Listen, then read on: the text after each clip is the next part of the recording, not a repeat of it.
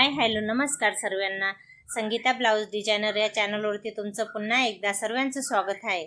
तर बघा मी इकडे ब्लाउज कटिंग करायला घेतलेली आहे आणि इकडे बघू शकता तुम्ही मी शोल्डर 6चा घेतलं आणि हा मुंडा पण 6चा घेतलेला आहे। बघू शकता तुम्ही 6.5चा घेतला आहे मुंडा आणि इकडे मी छातीचा भाग आता मापून घेते।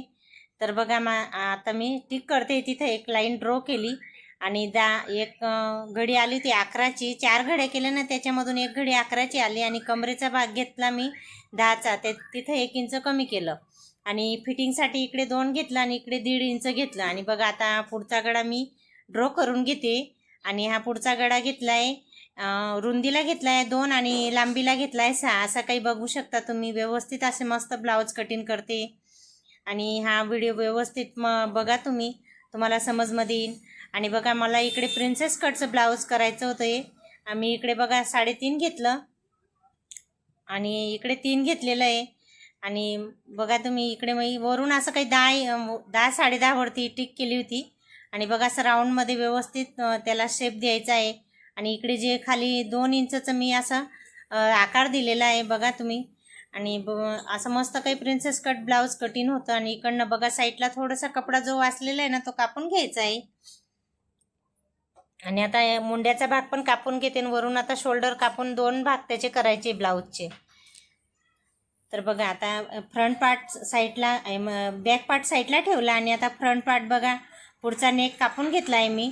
आणि आता प्रिन्सेस कट ब्लाउज बघा आता मी जे तुम्हाला माप घेऊन ड्रॉ केलं आहे ना, ते पण आता व्यवस्थित कापून घ्यायचं आहे, बघू शकता तुम्ही। आणि असं सुंदर असं ब्लाउज कटिंग होतं आहे आणि तुम्ही व्यवस्थित जर बघितलं तर तुम्हाला नक्की समजमध्ये येईल कोणत्या हे 11ची घडीचं ब्लाऊज आहे।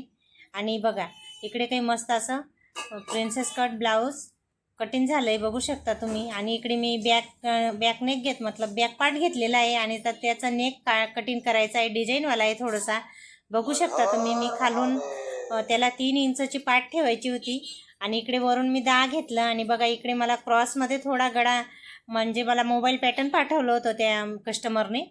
तर बघू शकता तुम्ही मी इकडे असं काही ड्रॉ करून घेते माप घेऊन। व्यवस्थित जर बघितलं ना तर बरोबर समजमध्ये येईल। आणि बघा इकडे असं काही क्रॉसमध्ये हा गडा घेतलेला आहे, इकडनं मी घेतलेला आहे 4 आणि 5 घेतला आहे सॉरी। आणि बघू शकता तुम्ही 5 वरती अशी टिक केलेली आहे आणि व्यवस्थित त्याला ड्रॉ केलेला आहे। वरून बघा 3 घेतलेला आहे। तुम्ही एक वेळेस नक्की व्यवस्थित असं बघून हा गळा कापू शकता। जास्त काही डिझाईन नाही, पण सिंपल अशी डिझाईन आहे, पण वेअर केला तर खूपच छान वाटला त्या बाईला।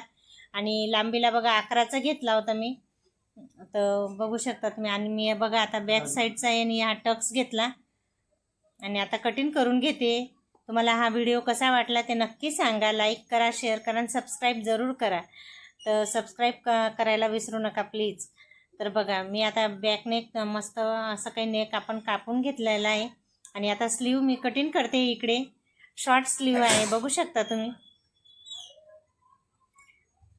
आणि बघा आता माप घेते 5ची स्लीव आहे आणि वरून काही असं 3 इंचावरती थोडंसं करायचं आहे, मी काही एवढं दाखवलं नाही तुम्हाला।